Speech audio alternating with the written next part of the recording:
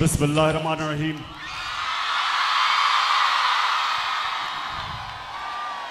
अल्लाह तेरी इबादत करता हूँ, अल्लाह तेरे से मदद मांगता हूँ। सबसे पहले रहीम यार खान,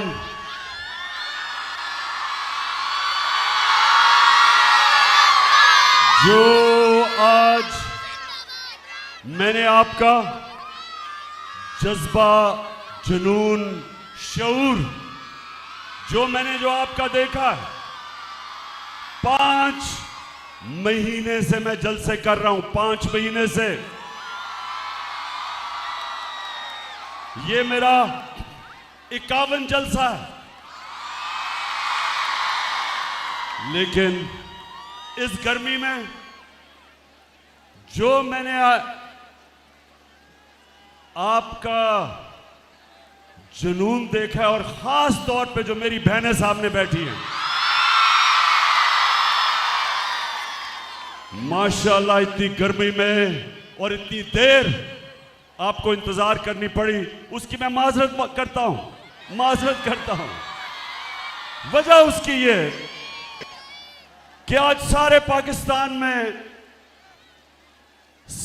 पाकिस्तान में अवाम निकली हुई है आज सड़कों पे, और ये रहीम यार खान से जो मेरा खिताब है वो सारे पाकिस्तान में जा रहा है। तो उधर से दरखास्त आई थी कि 8 बजे से पहले तकरीर ना करना, क्योंकि लोग जमा हो रहे हैं। तो मैंने उनके लिए आपको इंतजार करवाई। मैं फिर से माजरत करता हूं आपके से, इस गर्मी में आप बैठे भी रहे, और जो माशाल्लाह मैं देख रहा हूं वहां से, जिस तरह फिर से आपके जज्बे और जुनून को सलाम पेश करता हूं। अच्छा रहीम यार खान, सबसे पहले हमारी कोशिश कि जो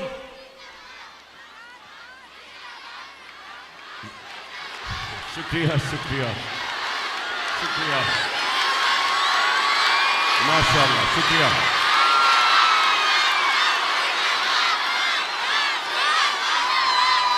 बहुत शुक्रिया आपका, बहुत शुक्रिया।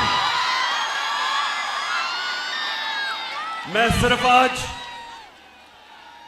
जो हमारे सैलाब में मुतासिर हमारी बहन भाई बच्चे जितने भी वो मुतासिर हैं, हम सबको जितनी भी हम कोशिश कर सके इनकी मदद करने के लिए, मैं अपने सारे पाकिस्तानियों को आज कहता हूं कि हम उनकी थोड़ी सी भी मदद करें या ज्यादा करें जरूर, क्योंकि वो मुश्किल में है। और खास तौर पे सिंध में मैंने यहां आने से पहले पूरे ट्रक भिजवाए हैं सिंध के अंदर, क्योंकि वहां लोगों को मुश्किलात हैं, भूख है, उनके सर पे छत नहीं है, चारों तरफ पानी है। तो इंशाअल्लाह एक तो ये भिजवाए, और इंशाअल्लाह मैंने पैसे इकट्ठे किए हैं 3 टेलीथॉन में, और आपको खुशी होगी कि 3 यानी 8 घंटे में पाकिस्तानियों ने 14 अरब रुपया, 1400 करोड़ रुपया दिया मुझे। तो ये है हमारे पाकिस्तानी। अगर उनको ये एतमाद हो जाए कि हमारा पैसा सही जगह जा रहा है, कोई कौम दुनिया में पाकिस्तानियों से ज्यादा खुले दिल की कौम नहीं है। लेकिन मुझे अफसोस हुआ कि हमारा क्राइम मिनिस्टर और जो बिलावल भुट्टो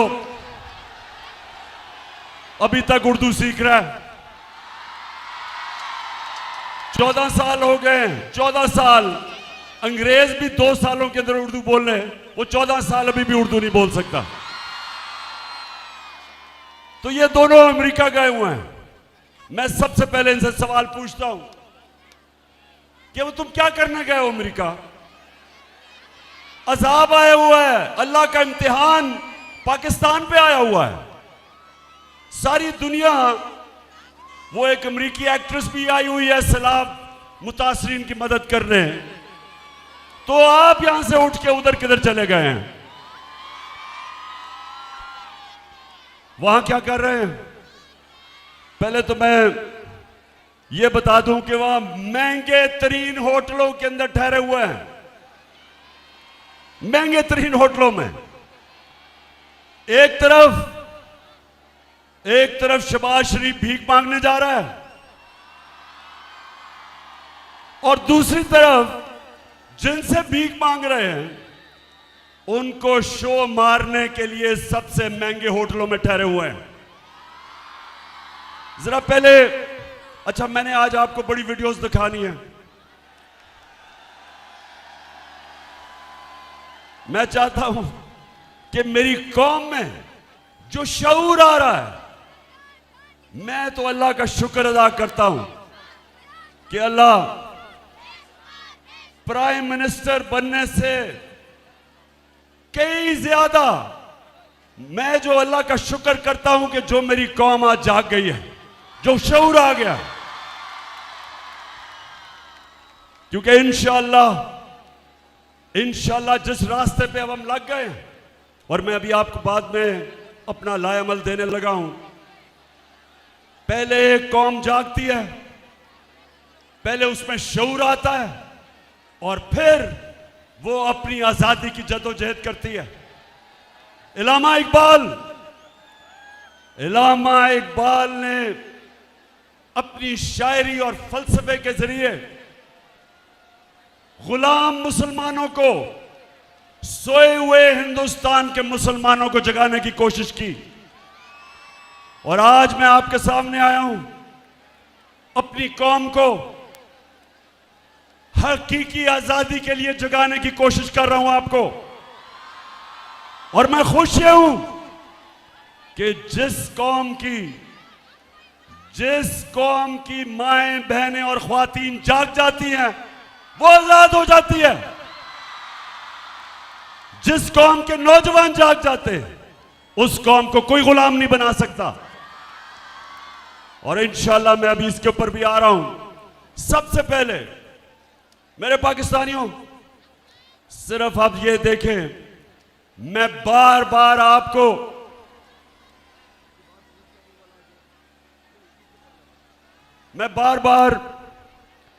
आपको एक बताना चाहता हूं कि आप एक अजीम कौम हो। हमारा मसला इस मुल्क के लीडर हैं। कौम गैरतमंद, कौम आजादी चाहती है, कौम खुददार है। कौम उस नारे के ऊपर पाकिस्तान बना था जो आपके सबके दिलों के अंदर वो नारा है कि पाकिस्तान का मतलब क्या? ला इलाहा इल्लल्लाह के नारे पे एक गैरतमंद कौम बनती है। जब वो अल्लाह से दावा करते हैं कि अल्लाह तेरे सिवा किसी के सामने नहीं झुकते। अब मैं आपको दिखाना चाहता हूं कि उस कौम का जब इस तरह का लीडर आता है, वो देखें जरा। Some news from overseas. The Prime Minister of Pakistan met with Vladimir Putin, and it looked like he was really struggling with his translation headphones. Take a look at this. ये जरा देखते जाएं कि जिस तरह स्कूल का बच्चा headmaster के सामने बैठा है। Уважаемый господин премьер-министр,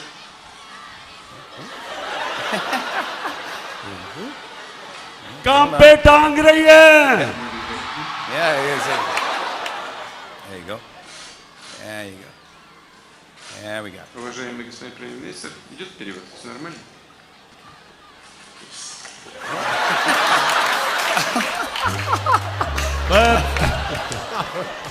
That guy is the leader of 220 million people. I just want to let you know. ये मैं सिर्फ आपको इसलिए दिखा रहा हूं कि जब किसी को एक इंपोर्टेड प्राइम मिनिस्टर साजिश के जरिए, एक बैरूनी साजिश के लिए जब मुल्क के ऊपर बिठाया जाता है तो वो मुल्क को इस तरह शर्मिंदा करवाता है। फिर देखें, मैं सऊदी अरब से होके आया हूँ, मैं यूएई के होके, अभी मैं तुर्की होके आया हूँ, और मैंने उन भाइयों को कहा कि आप हमारे बड़े अजीम भाई हैं, हमेशा आपने हमारी मदद की। और मैंने यही कहा, जब मैं आया हूँ तो आप समझेंगे शायद ये मांगने आया है। मैं मांगने नहीं आया, लेकिन मजबूरी है। जिस तरह माजी में 75 साल में आपने हमारा हाथ बटाया है, कुछ अर्सा आप हाथ बटा। मैंने कहा मैं वादा करता हूँ कि इंशाअल्लाह हम पूरी कौम हम मिलकर दिन रात मेहनत करेंगे, पसीना कराएंगे, अपने पाँव पे खड़े होंगे।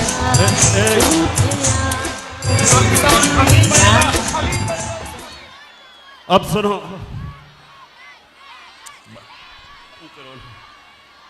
सर रहीम यार खान, आप मुझे बताओ कि आप इस तरह का प्राइम मिनिस्टर चाहते हो? अभी जरा आप देखें, ये जरा देखें कि यूनाइटेड नेशंस का सेक्रेटरी जनरल आया जब पाकिस्तान, वो बेचारा फ्लड मुतासरीन के लिए आया था देखने के लिए, तो ये जरा देखें क्या करता है वो शहबाज शरीफ। Thank you very much, General Secretary, and I assure you, whatever support we get from your institution and through your institution, I give you my word of honor, along with all these ladies and gentlemen sitting on this table, ministers, general officers, government officials, ladies and gentlemen, that every penny we get from you or from wherever, we will spend it most transparently and in the interest of these. समझ गए रहीम यार खान? अच्छा, मैं अब आपको इसकी उर्दू समझाता हूं, इसलिए जो अंग्रेजी में बोला ना, मैं वो उर्दू में बताता हूं कि क्या कह रहा था वो ये कह रहा था कि सेक्रेटरी जनरल साहब, अगर हमें आप इमदाद देंगे तो मैं आपसे वादा करता हूं कि हम वो चोरी नहीं करेंगे। वो आपसे वादा करते हैं क्योंकि सेक्रेटरी जनरल साहब आप पैसा दे रहे हैं तो अब हम ईमानदारी से खर्च करेंगे, पहले चोरी करते थे। अच्छा, अब रहीम यार खान देखें, मैं ये आपको जरूर ये चीजें बताना चाहता हूं, आप और मेरी बहनें आप सामने, आपके लिए मैं खास तौर पे कहना चाहता हूं, अगर आपने एक चीज अपने बच्चों को सिखाना है तो ये समझ लें, अपने बच्चों को एक चीज सिखाएं कि दुनिया उस इंसान की इज्जत करती है जो इंसान अपनी खुद इज्जत करता है। आप अगर अपनी इज्जत नहीं करेंगे, दुनिया आपकी इज्जत नहीं करेगी। और मेरी बहनों, अपने बच्चों को एक और चीज सिखाएं कि ला इलाहा इल्लल्लाह इंसान को गैरत देता है, गैरत देता है। आप जब अल्लाह से दावा करते हैं कि मौला तू ही मेरा खुदा है, मैं किसी बुत के सामने नहीं झुकूंगा। बुत का मतलब कि मैं किसी खौफ के बुत, किसी लालच के, किसी पैसे के बुत के सामने नहीं झुकूंगा। ये इंसान को गैरत देती है। और मेरी बहनों, मेरी सारी जिंदगी का तजर्बा ये है कि सबसे बड़ा इंसानों के अंदर जो मैंने फर्क देखा है वो है गैरत।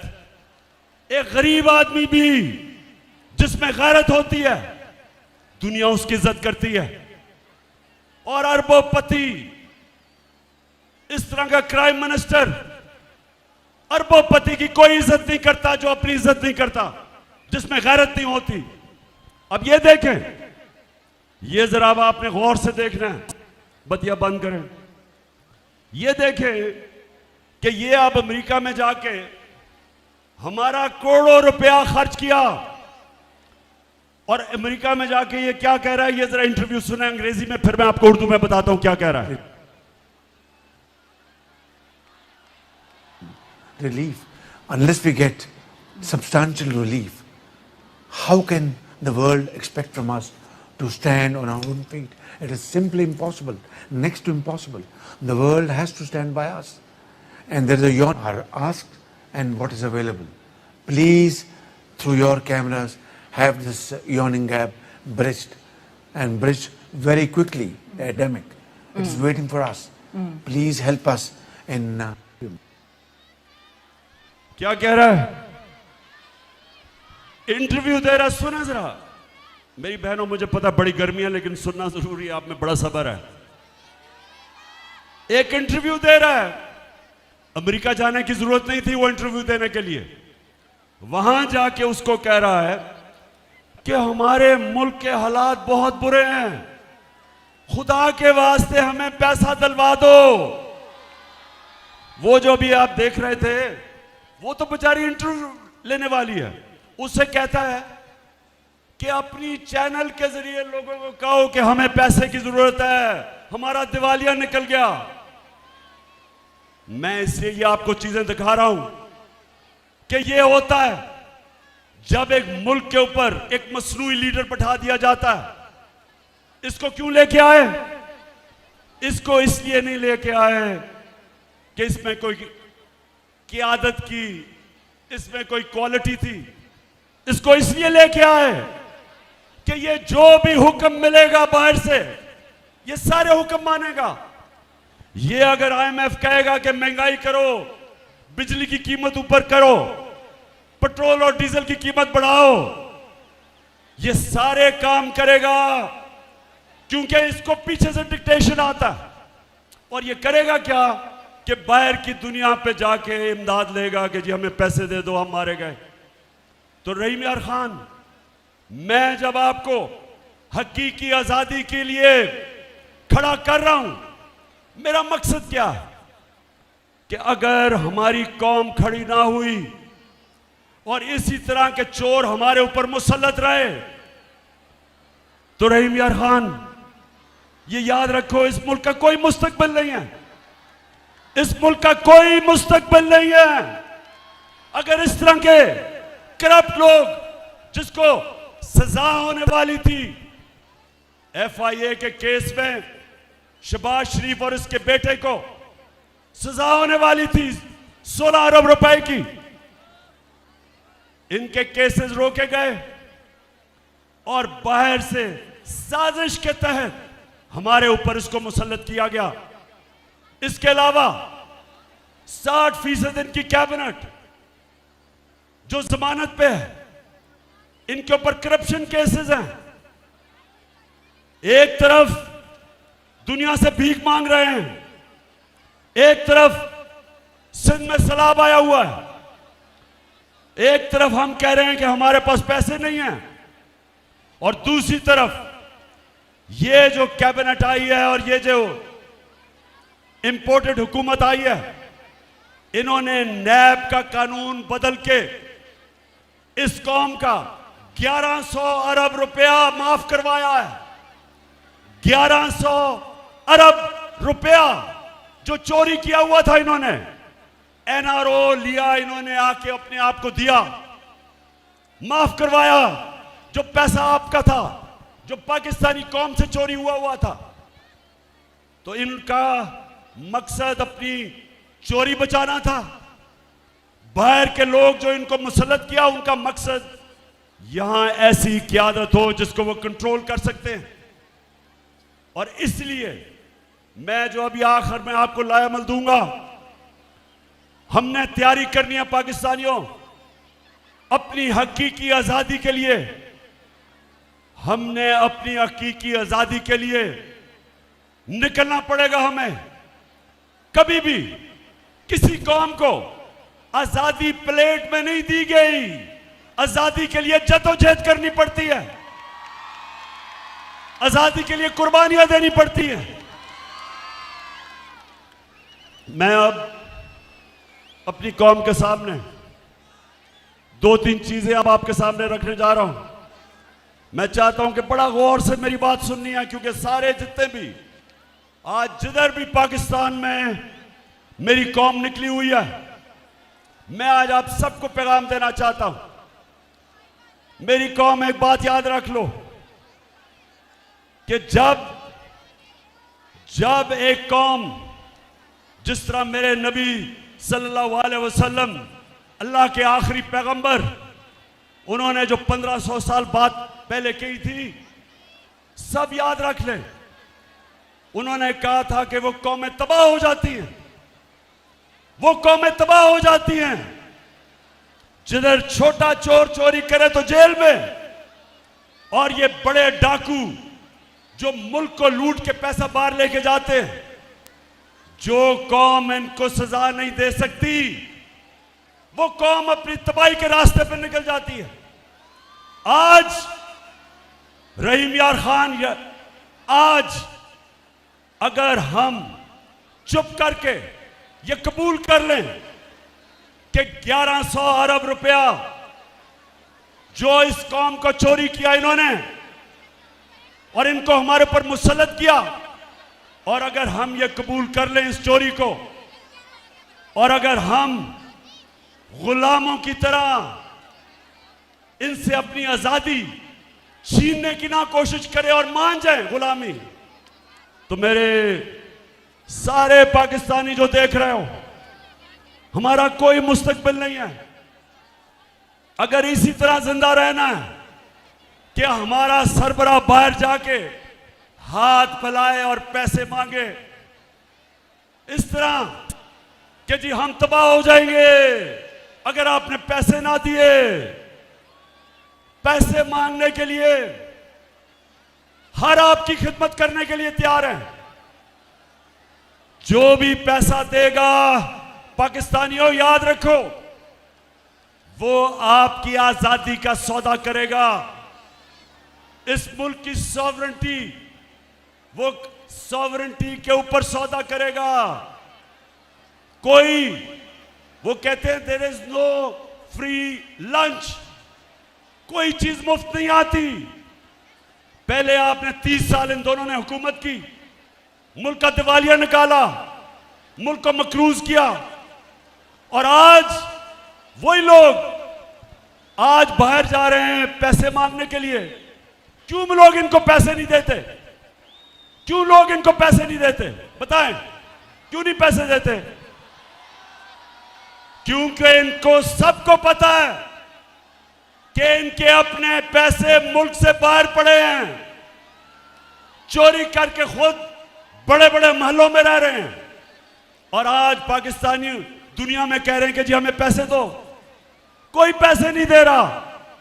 जो सिंध के अंदर और बलूचिस्तान में खास तौर पे जिस तरह का फ्लड आया, आज दुनिया को, पाकिस्तान को पैसा देना चाहिए था, लेकिन दुनिया को पता है कि इस वक्त की क़यादत आसिफ जरदारी और ये शरीफ 30 साल से ये चोरी कर रहे हैं। बाहर के अखबारों में इनकी चोरियों के ऊपर लिखा हुआ है, बाहर के मीडिया पे इनकी डॉक्यूमेंट्री चोरियों की चली हुई है। कभी भी वो इनको पैसे नहीं देंगे, जिसकी वजह से सिंध के और बलूचिस्तान के, खास तौर पे इन दो सूबों की बात कर रहा हूं, सैलाब के मुतासरीन मुश्किल में हैं। तो मैं आज अपनी कौम के सामने, रहीम यार खान, कौम के सामने आज मैं जो बात करना चाहता हूं वो ये कि देखें, इन्होंने ये जो साजिश की थी, इन्होंने पूरी तरह कोशिश की कि इमरान खान को नाअहल किया जाए, क्योंकि डरे हुए हैं पाकिस्तानी अवाम से कि जब भी इलेक्शन होंगे, इनको पता है कि इस वक्त तहरीक इंसाफ जीत जाएगी, तो इलेक्शनों से भाग रहे हैं और कोशिश कर रहे हैं कि इमरान खान को नाअहल किया जाए, और दूसरी कोशिश कर रहे हैं पहले से इनका प्लान बना हुआ है, मैं आप सबको पहले भी बता चुका हूं। 4 लोगों ने बंद कमरे में फैसला किया मुझे मरवाने का, और वो लोग अभी भी उस साजिश पर लगे हुए हैं। उन्होंने दोनों मरियम जो झूठ बोल रहे हैं कि पीएचडी दोनों के पास है, इनको और जावेद लतीफ को, इन्होंने इनसे प्रेस कॉन्फ्रेंस करवाई, और प्रेस कॉन्फ्रेंस करवाई ऐसी कि इमरान खान खुदा ना खास्ता उसने मजहब की तौहीन की है। और फिर इनकी कोशिश है कि इसकी वजह से अगर कोई भी मेरे ऊपर वारदात हो तो कहेंगे जी मजहबी जुनूनी ने कर दिया, कहेंगे कि जी कोई दीनी इंतहा पसंद है इसको मार दिया। ये इनका प्लान है। लेकिन मैं आज आप सबको कह रहा हूं, सारे पाकिस्तान में मैं फिर रहा हूं, मुझे अपनी जान से ज्यादा मुझे पाकिस्तान की आजादी की फिक्र है। मैं आजाद देखना चाहता हूं। मैं रहीम यार खान सुन लो, सारा पाकिस्तान सुन लो, मैं आज आपको कह दूं कि एक तो मेरा ईमान है अल्लाह पे, ला इलाहा इल्लल्लाह। मेरा ईमान है कि जब तक अल्लाह फैसला नहीं करता इंसान दुनिया से नहीं जाता। दूसरा, मेरा ये ईमान है कि मौत बेहतर है गुलामी से, इससे बेहतर है मर जाओ गुलाम रहने से। तो रहीम यार खान ये सुन ले आप कि ये जो साजिश है, ये साजिश कौन कर रहे हैं? ये वो लोग जो अपनी अना के लिए अना और अपने करप्शन के कैदी हैं, गुलाम हैं अपनी करप्शन और अना के। ये मुल्क से बाहर रहते हैं, पाकिस्तान आते हैं गवर्नमेंट करने के लिए, पैसा यहां से लूटते हैं और मुल्क से बाहर चले जाते हैं। ये वो लोग हैं। इनके साथ एक साजिशी टोला मिल के कोशिश कर रहा है, पूरी मुल्क के कोशिश कर रहा है कि हम इन चोरों की गुलामी करें।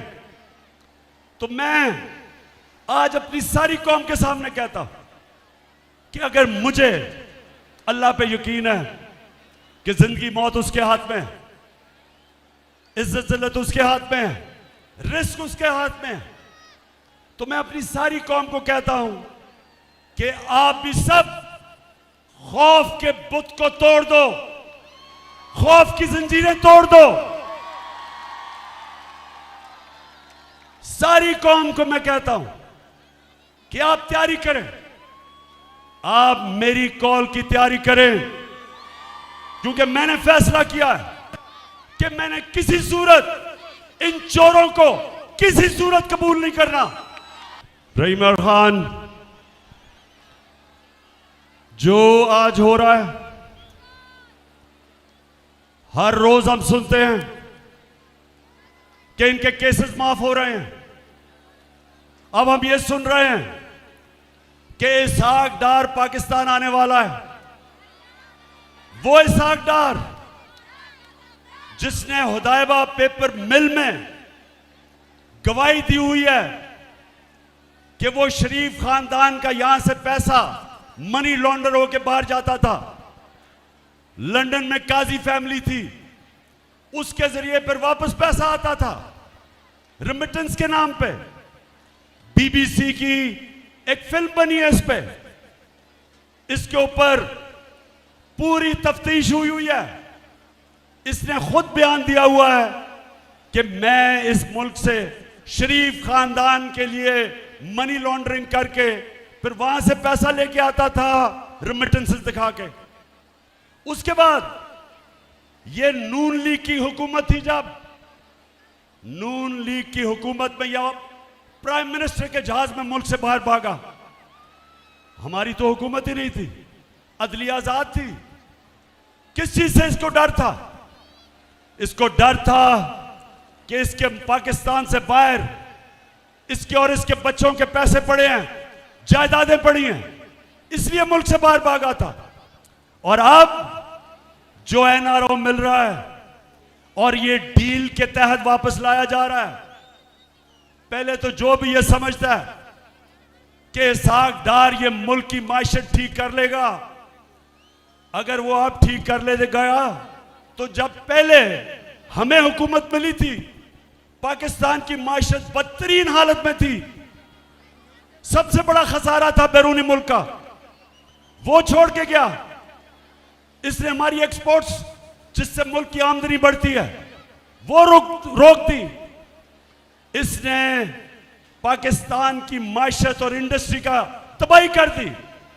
इसने किसानों का बेड़ा गर्क कर दिया। और अब ये कोई समझ रहा है कि वो आके इस मुल्क को ठीक कर देगा। कोई किसी गलतफहमी में ना रहे। हम अगर ये कोई समझता है कि ये आएंगे और हम इनकी चोरी, ये जो मुल्क लूट रहे हैं, केस माफ करवा रहे हैं, हम भेड़ बकरियों की तरह हम चुप करके ये तमाशा देखेंगे। मैं आज सारों को पैगाम देना चाहता हूं, मैं फिर से कहता हूं, जब तक मेरे में जान है मैं निकलूंगा इसके खिलाफ, मैं अपनी कौम को निकालूंगा। आज जो मुल्क की माशत है वो खुद ही शहबाज शरीफ ने न्यूयॉर्क में जाके कह दिया कि हमारा दिवालिया निकलने लगा है, हम अपने कर्जों की किस्तें वापस नहीं कर सकते, हमारे मुल्क के हालात बहुत बुरे हैं। तो मैं आज उन सब से पूछता हूं जिन्होंने यह साजिश करके हमारी हुकूमत हटाई थी, मैं आज इन सब से पूछता हूं कि आज आप सारी कौम के सामने जिम्मेदार हैं।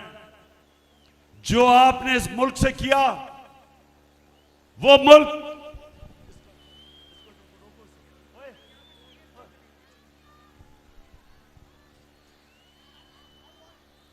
मुल्क यहां ऊपर जरा ज्यादा बड़ा जलसा हो रहा है इसलिए मैं इनको जरा कंट्रोल कर रहा हूं। वो मुल्क, सुने जरा, हमारी जो मायशत थी, हमारे तीसरे और चौथे साल में 17 साल के बाद हमारी मायशत की बेहतरीन परफॉर्मेंस थी। 5.6% तीसरे साल और 6% चौथे साल हमारी मायशत तरक्की कर रही थी। 17 साल के बाद हमारी इंडस्ट्री ऊपर आ रही थी। हमारे किसानों को जो हमने पैकेज दिया, 4 फसलों में रिकॉर्ड प्रोडक्शन थी, रिकॉर्ड पैदावार थी। 4 फसलों में इंडस्ट्री भी आगे जा रही थी, हमारे किसान भी खुश था, हमारे मुल्क की दौलत में इजाफा हो रहा था। रिकॉर्ड हमारी एक्सपोर्ट्स थी, 32 अरब डॉलर की रिकॉर्ड एक्सपोर्ट्स, यानी कि रिकॉर्ड डॉलर मुल्क में आ रहा था। ओवरसीज पाकिस्तानीज ने रिकॉर्ड पैसा रेमिटेंसेस भेजे थे, 31 अरब डॉलर। आईटी, पहली दफा हम अपनी इंफॉर्मेशन टेक्नोलॉजी को उठा रहे थे। 2 सालों में 70% इजाफा हुआ उनकी एक्सपोर्ट्स में। हमारा टैक्स कलेक्शन पाकिस्तान की तारीख के सारे रिकॉर्ड तोड़ दिए और हमने अपनी कौम को महंगाई से बचाया हुआ था। हमने लोगों को बिजली की महंगाई और डीजल और पेट्रोल की महंगाई से बचाया हुआ था। हमारे जमाने में 150 रुपया लीटर पेट्रोल और डीजल था, आज 250 रुपए पहुंच गया डीजल और 236 पे पेट्रोल।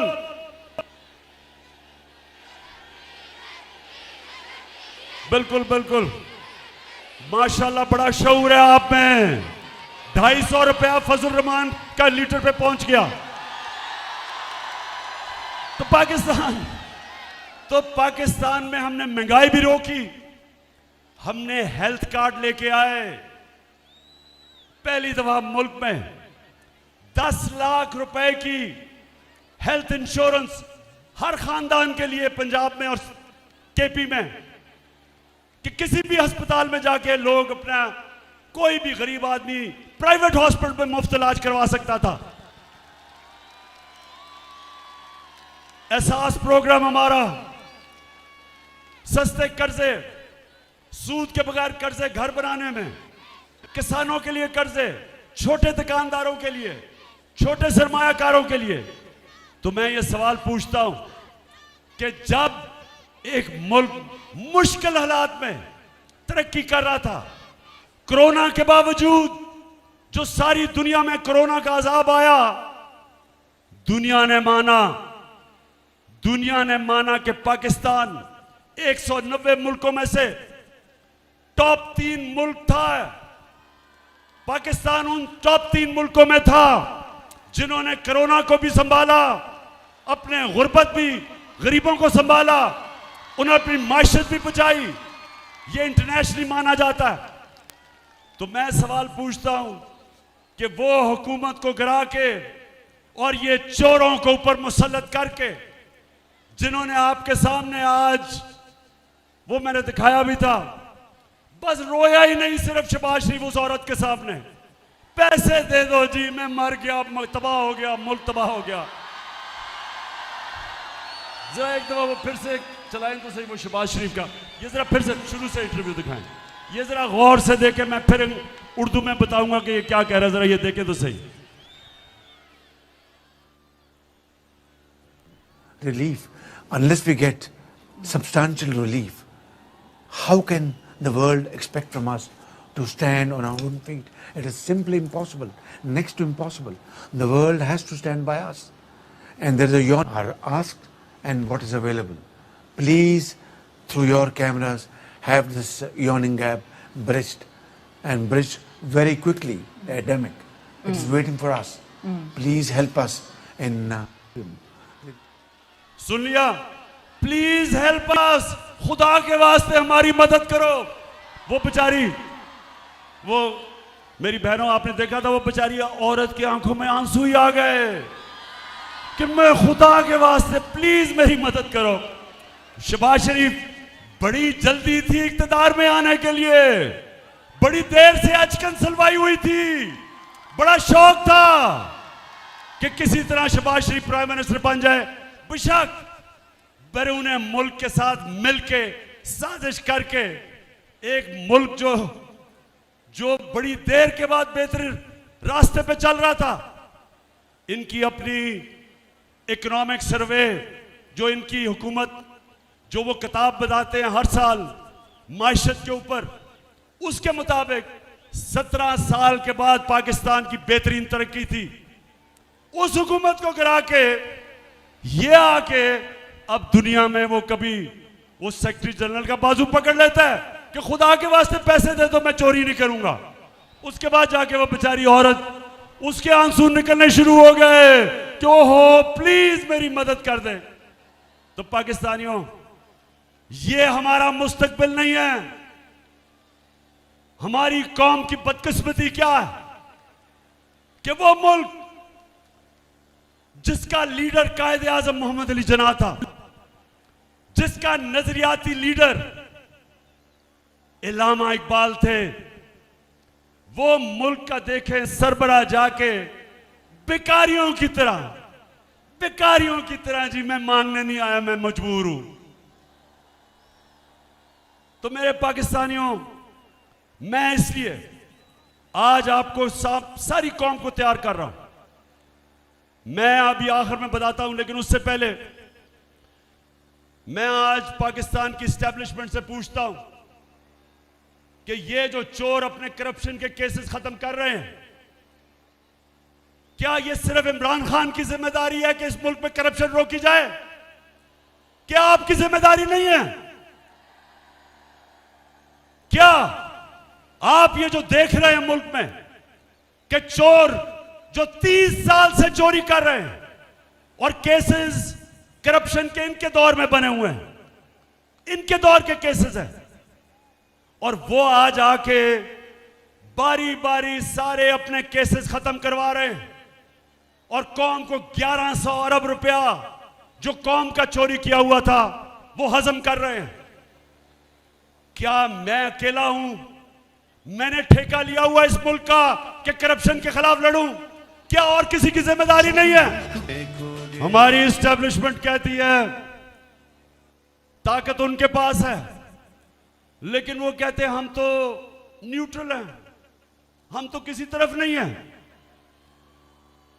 अल्लाह ने, सुन लो मेरी बात रहीम यार खान वालों, अल्लाह ने कुरान में वाज़े किया है, अमर बिल मारूफ वो नहीं अनिल मुनकर। हम सबको उसने कहा है कि अच्छाई के साथ खड़े हो और बुराई के खिलाफ जहाद करो। कहीं अल्लाह ने हमें इजाजत नहीं दी कि ना मैं अच्छाई के साथ हूं ना बुराई के साथ हूं, न्यूट्रल रहने की इजाजत नहीं दी। हुक्म है उसका, हमें अल्लाह का हुक्म है कि जब ये चोर जो मुल्क को लूट के भाग गए बाहर और अब आके अपने केसेस माफ करवा रहे हैं, डील के तहत, एनआरओ के तहत सारी कौम पे फर्ज है कि इनका खिलाफ खड़े हो, इनका मुकाबला करो, क्योंकि मेरे मौला ने कुरान में वाज़े कर दिया है कि मैं कभी किसी कौम की हालत नहीं बदलता।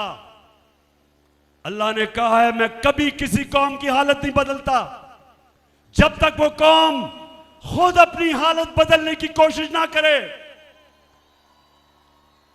अगर एक कौम भेड़ बकरियों की तरह रहना चाहती है, अल्लाह वैसे ही रखेगा। अगर एक कौम आजाद होना चाहती है, हकीकी आजादी चाहती है, और हकीकी आजादी का मतलब हकीकी जमहूरियत, हकीकी जमहूरियत इंसान को हकीकी आजादी देती है। इसके लिए इंसानों को जब से अल्लाह ने दुनिया बनाई है जद्दोजहद करनी पड़ती है। किसी जमहूरियत में यह नहीं होता कि जो इमरान खान और तहरीक इंसाफ की सहाफ़ी जो उनके लिए उनका मौक़िफ़ पेश करें, उनको धमकियां, उनके खिलाफ FIR, वो मुल्क से बाहर उनको भटका दो। जो चैनल इमरान खान का मौक़िफ़ पेश करे उसको बंद कर दो, उसके ऊपर हर किस्म की धमकियां दो। वो जो हमारे सोशल मीडिया के नौजवान सारे पाकिस्तान में जो हमारे भी नहीं हैं, जो इस कौम के लोग हैं, जो भी सोशल मीडिया में कोई ऐसी चीज के जो पसंद नहीं है, उनको धमकियां आती हैं, नामालूम नंबर से धमकियां आती हैं, डराया जाता है, खौफजदा किया जाता है। मैं इसलिए आप सबको यह कहना चाहता हूं कि आजाद कौमों के अंदर यह नहीं होता, यह सिर्फ गुलाम कौमों में होता है। आजाद जमहूरियत, जो जमहूरियत आजादी देती है, उस जमहूरियत में यह नहीं होता। और जब तक हकीकी जमहूरियत ना आए, कौम तरक्की नहीं करती, कौमें नहीं तरक्की करती। तुर्की, जब तक तुर्की में हकीकी जमहूरियत नहीं आई, उसने तरक्की नहीं की। बांग्लादेश, जब तक उनकी जमहूरियत बेहतर नहीं हुई, बांग्लादेश ने तरक्की नहीं की और आज हमारे से आगे निकल गया। हमें रोका हुआ इसने कि हम आजाद नहीं हैं, हमें डराया धमकाया जाता है। तो रहीम यार खान और पाकिस्तान में जो भी देख रहे हो मुझे, आगे से नामालूम नंबर से आपको कोई धमकियां दे, वापस उसको धमकी दो। रहीम यार खान, मुझे वादा करो, किसी को भी आगे से नामालूम नंबर से धमकी आई तो मेरे से वादा करना है कि आपने वापस उसको धमकी देनी है। आपने उसे कहना है, जब वो धमकी दे, उसे कहना मेरा आइन, इस मुल्क का कानून मुझे इजाजत देता है आजादी राय पे, फ्रीडम ऑफ एक्सप्रेशन, ये मेरा बुनियादी हक है। और एक आजाद मुल्क की आजाद अदलिया, उसको इजाजत देती है ये कि वो अपने हकूक के लिए खड़ा हो सके। और माशाल्लाह आज हमारी अदालतों ने बड़ी आगे बढ़े। हमारी अदालतें ऐसे नहीं थी पहले तो कंट्रोल थी। एक बड़ी जद्दोजहद के बाद आज हमारी अदालतें आज़ादी की तरफ जा रही हैं। कौम पूरी इनके साथ खड़ी हो और अदालतों को कौम के बुनियादी हकूक की हिफाजत करने के लिए खड़ा होना चाहिए। अच्छा, अब एक और चीज, रहीम खान, ये याद रखना, मैं फिर से आपको दोहराता हूं, कभी कोई आजादी प्लेट पे रख के नहीं देता। कोई नहीं कहता कि आओ आजादी ले जाओ। इंसानी तारीख हमें यह बताती है कि कौमें अपनी आजादी जद्दोजहद करके, जहाद करके लड़ती हैं। यह वक्त आ गया मेरे पाकिस्तानियों, यह वक्त आ गया कि हम अपनी आजादी लें। ये जो चोर, ये जो डाकू, ये जो हमारे ऊपर मुसल्लत किए गए हैं, ये जो एनआरओ वाले, ये जो बाहर बैठ जाते हैं, मुल्क से बाहर बड़े बड़े महलों में रहते हैं, मुल्क को लूटने आते हैं और चोरी करके फिर बाहर चले जाते हैं। वक्त आ गया है पाकिस्तानियों, इनके सामने खड़ा होना। मैंने सुना एक बहुत बड़ा कातिल, मुजरिम, जो आजकल इंटीरियर मिनिस्टर बनाया हुआ है, ये याद रखें, इस हुकूमत में आपको कोई बड़ा ओहदा नहीं मिल सकता जब तक आपने कोई बड़ा जुर्म ना किया हो। जितने बड़े मुजरिम उतने बड़े ओहदे। तो राना सनाउल्लाह को उन्होंने इंटीरियर मिनिस्टर बनाया। राना सनाउल्लाह कहता कि अब जब ये तहरीक इंसाफ का धरना होगा इस्लामाबाद में, तो कहता मैंने आंसू गैस के लिए तैयारी की हुई है और मैंने पैलेट गन्स, यानी पैलेट गन्स भी तैयार किए हुए हैं। मैं राना सनाउल्लाह पहले तो पूछता हूं, वैसे तुम्हारे में अकल तो है नहीं, लेकिन मैं फिर यह पूछता हूं कि मुल्क की बदकिस्मती देखो कि इस तरह का आदमी जिसको जेल में होना चाहिए, जो इनका अपना नून लीग का वजीर कहता है कि इसने 18 कत्ल किए हैं, वो आज हमें बता रहा है कि जमहूरियत क्या होती है। राना सनाउल्लाह, सबसे पहले ये मेरा हक है, मेरा जमहूरी हक है कि मैं पुरअमन एहतजाज करूं। जब हमारे जमाने में, मेरी गवर्नमेंट में, एक दफा कांपे टांगने वाली बिलावल, एक दफा वो बड़ा डराने आया हमें जी, कांपे टांग जाएंगी उसके धरने से। बड़ा सिंध से आया, पैसा खर्च किया, बेचारी सिंध कौम का पैसा वो भी खर्च करके पहुंचा इस्लामाबाद, तो पता चला कि अपनी कांपे टांग गई। कोई रुकावट नहीं थी उसके रास्ते में, कोई टीयर गैस शेलिंग नहीं हुई, कोई कंटेनर नहीं रखे, क्योंकि हम जमहूरियत में मानते हैं, हमने कोई नहीं रोका। और दूसरी तरफ 2 दफा धरना देने के लिए डीजल साहब पहुंच गए।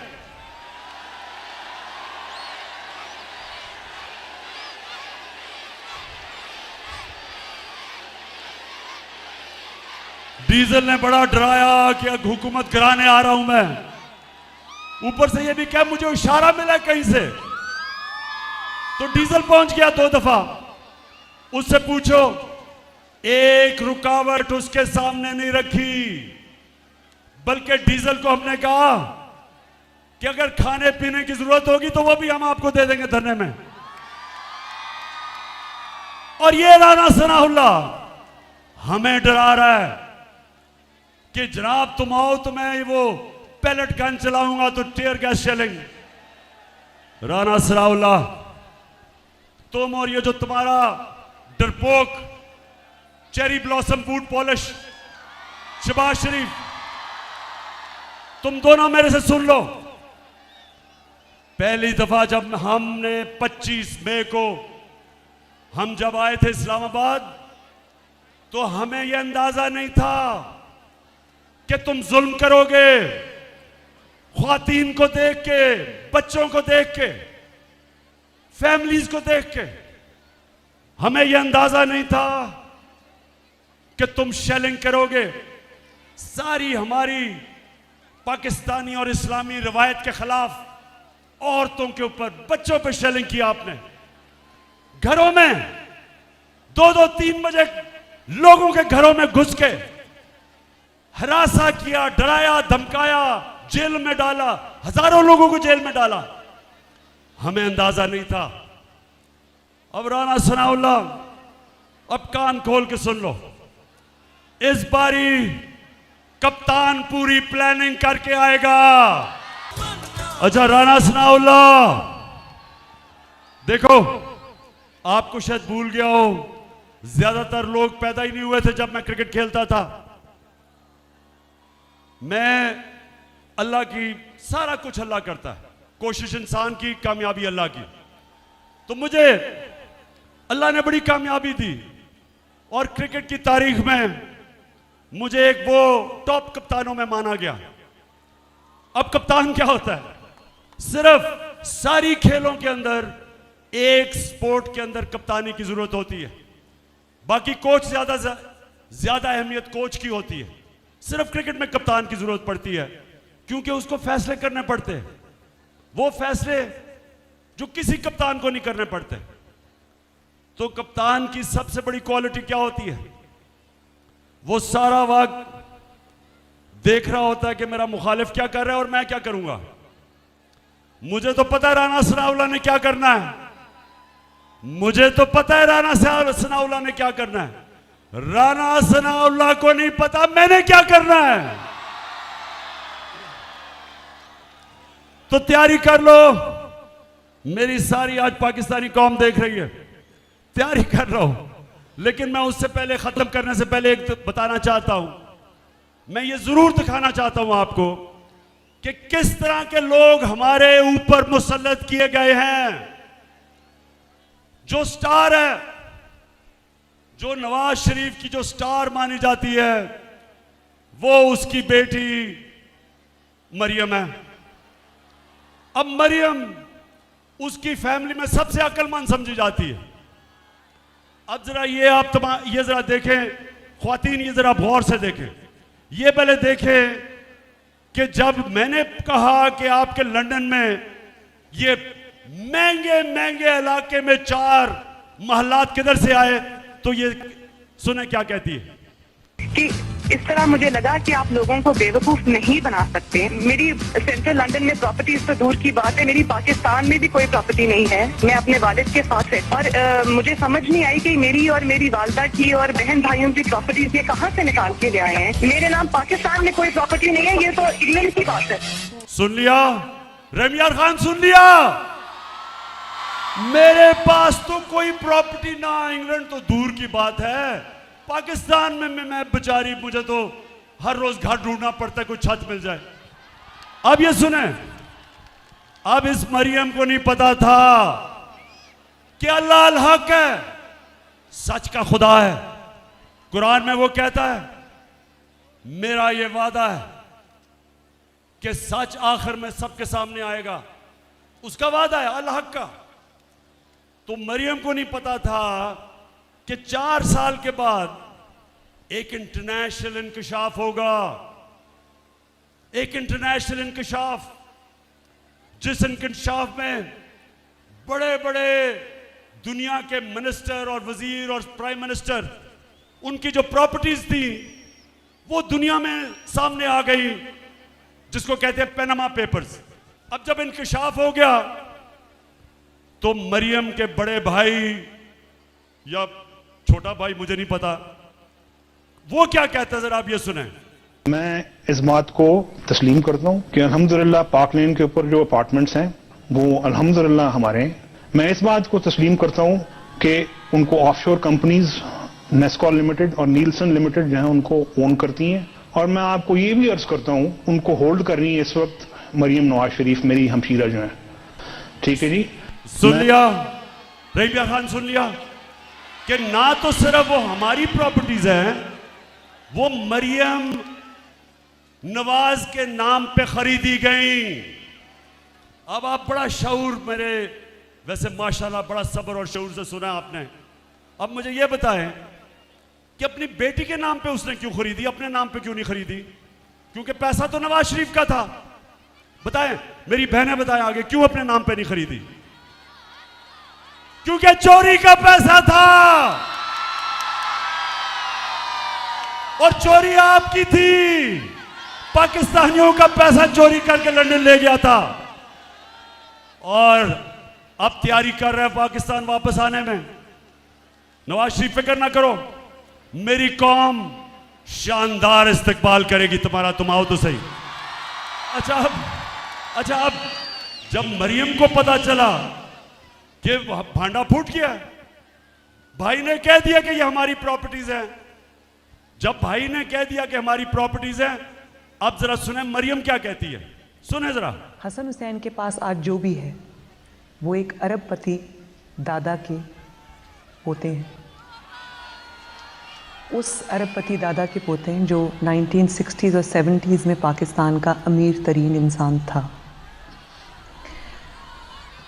ये जो एसेट्स हैं, ये जो बिज़नेस के लिए पैसा है, ये सारा दादा से डायरेक्टली बच्चों को ट्रांसफ़र हुआ। हसन सुन लिया, सुन लो जरा ख्वातीन, आप खास तौर पे देखें, क्योंकि अल्लाह ने पता क्या औरतों को एक सलाहियत दी है, आदमियों से ज्यादा औरतों में सलाहियत है। वो शक्ल देख के पहचान सकती हैं कि इंसान झूठ बोल रहा है या नहीं। मैं अपने नौजवानों को बुरा नहीं कह रहा, लेकिन आपको पता होना चाहिए जब बच्चा पैदा होता है तो जो माँ होती है वो बच्चे की शक्ल से पहचानती है कि वो क्या चाह रहा है, क्योंकि बोल तो नहीं सकता वो। तो माँ के अंदर अल्लाह सलाहियत डेवलप कर देता है, वो समझ आती है कि बच्चा क्या चाह रहा है उसकी शक्ल से। अब ये जो मरियम की शक्ल आपने देखी, क्या इसकी शक्ल के ऊपर आदमी तो समझेंगे कि ओहो ये तो झूठ बोल ही नहीं सकती। इतनी संजीदा शक्ल से उसने कहा कि मेरा दादा तो अरबोपति था। अब कि कह तो सकती नहीं थी कि मेरे बाप ने पैसा दिया है, क्योंकि बाप के पास उसने तो अपने एसेट्स में दिखाया ही नहीं है कि पैसा, और ये भी नहीं कह सकती थी चोरी का पैसा है। अब दादा साहब दुनिया में नहीं थे तो दादे का तो पूछना किसी ने नहीं था, तो दादे के ऊपर डाल दिया कि दादा बहुत अमीर था। अच्छा अब जरा ये तमाशा देखें, मरियम का जो दादा था वो शहबाज शरीफ का बाप था। अब शहबाज शरीफ अपने बाप के मुतालिक क्या कह रहा है, जरा ये गौर से देखें। मेरे ख़ानदान को 22 ख़ानदानों में शुमार नहीं होता था। मुझे इसके ऊपर बाइस फ़ख्र है कि मेरे वालिद का ताल्लुक एक गरीब किसान के घराने से था। हिंदुस्तान से वो वालिद का ताल्लुक एक गरीब किसान के घराने से था। हिंदुस्तान से वो क्यों रहीम यार खान, अब मैं ये ठीक नहीं कहता कि मरियम को एक ही क्वालिटी मुझे उसमें नजर आई है अभी तक, इतने सीधे मुंह से झूठ बोलती है मैंने कभी किसी को नहीं देखा। अब हमारी मेरी ख्वातीन को तो खैर आपको तो नजर आ गया होगा उस शक्ल से। मैं शर्त आपको लगाता हूं कि जितने भी हम मर्द बैठे हैं हमने कहना था देखें बेचारी सच बोल रही होगी, इतनी शक्ल उसने कही होगी। अच्छा जी, अब जरा एक और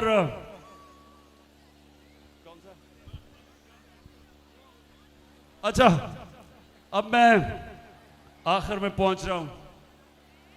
मैंने आज आपसे रहीम यार खान, आज मैंने फैसला किया था कि मैं लायामल तय करूंगा और अपनी कौम को बताऊंगा कि मैंने करना क्या। अब 51 जलसे कर बैठा हूं, सारे पाकिस्तान में मैं फिर लिया। कभी मैंने अपने लोगों में ये शऊर नहीं देखा जो आज मेरी कौम में आया है। मैंने कभी 5 इतने गर्मी के महीने, इतने गर्मी के महीने मैंने कभी इस तरह कौम को नहीं निकलते देखा जिस तरह आज आप बैठी हैं ख्वातीन गर्मी के अंदर। मैं देख रहा हूं सारा वक्त आप पंखा झल रही हैं, गर्मी है मुझे पता है, पीछे जुड़े हुए हैं सब।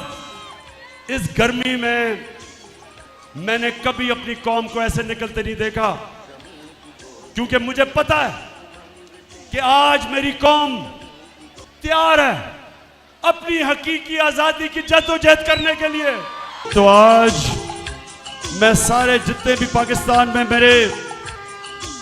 मेरे पाकिस्तान के नौजवान, हमारी ख्वातीन, हमारी बहनें, पाकिस्तान के बच्चे, हमारे बुजुर्ग, जिधर जिधर भी आज आप इस मेरी तकरीर सुन रहे हैं, मेरा आज आपको पैगाम है, आप सब ने तैयार हो जाना है, आपने सब ने तैयार होना है। मैं आपको कॉल दूंगा, ज्यादा नोटिस नहीं दूंगा, कॉल तब दूंगा जब जो मेरे मुखालिफ हैं, जब वो समझेंगे कि इमरान खान पीछे हट गया, मैं तब कॉल दूंगा।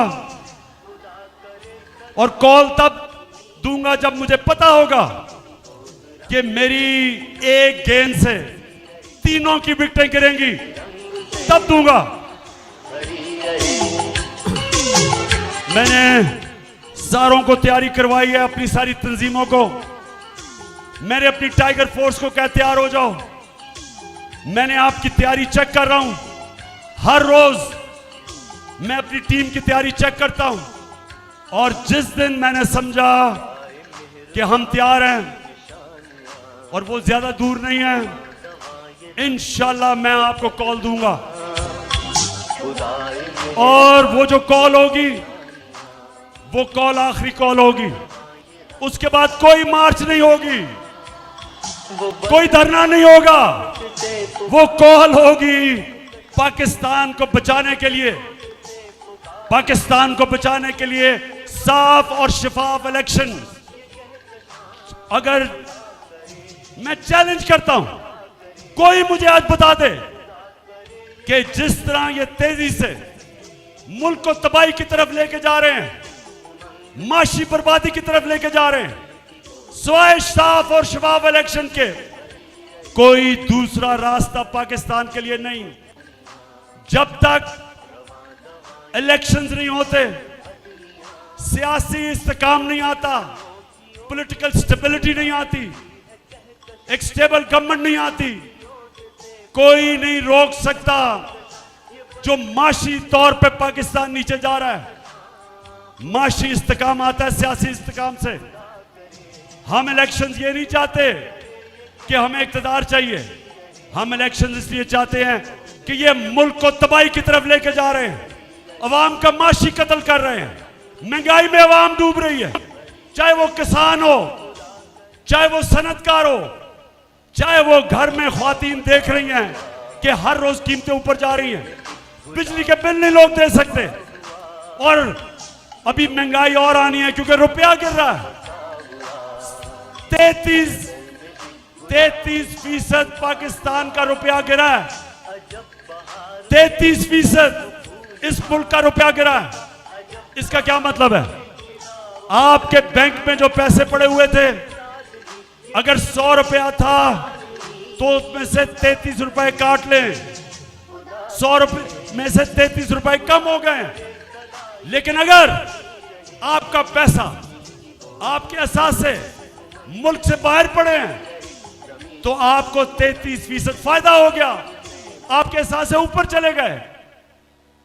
और इसलिए मैं ये भी इस कौम को कहता हूं, कभी से इसके बाद कभी किसी पार्टी को वोट ना देना जिस पार्टी के सरबराह के पैसे और असासे मुल्क से बाहर पड़े हों, क्योंकि मुल्क में जब रुपया गिरता है उनको फायदा होता है, कौम को नुकसान होता है।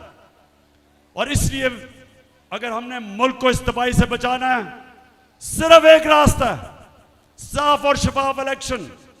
और हमारी जो तहरीक होगी, अब जब हम निकलेंगे इस बारी, जब तक साफ और शफाफ इलेक्शन की अनाउंसमेंट डेट नहीं मिलती, जब तक हमें तारीख नहीं मिलती, ये अब तहरीक रुकेगी नहीं।